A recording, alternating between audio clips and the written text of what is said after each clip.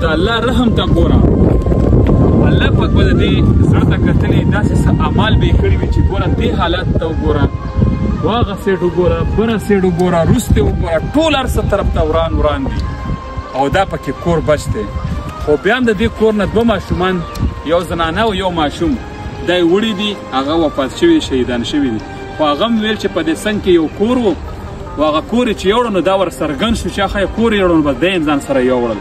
مینوالو په بیکګراوند چې کوم تاسو ته ټینکۍ ښکاري دا ډېره مشهوره ټینکۍ ده.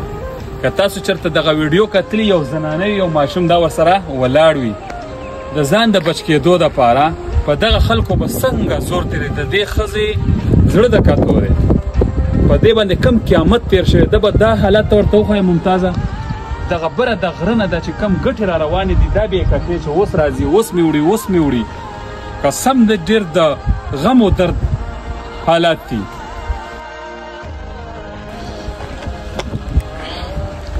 دا هغه ټینکۍ که درته یاد شي په دغه ویډیو کې داسې ولاړې وه، داسې دا پیپ یې نیولي وو په دې سایډ، او داسې دغه ویډیو شوي او دا ټولې اوبه یي.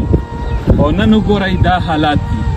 او د الله رحم ته ګوره، الله پاک به د دې زړه ته کتلې داسې څه اعمال به یې کړي وي چې ګوره دې حالت ته وګوره، واغه سیټ وګوره، بره سیټ وګوره، روسته وګوره، ټول هر څه طرف ته وران دي او دا پکې کور بچ دی.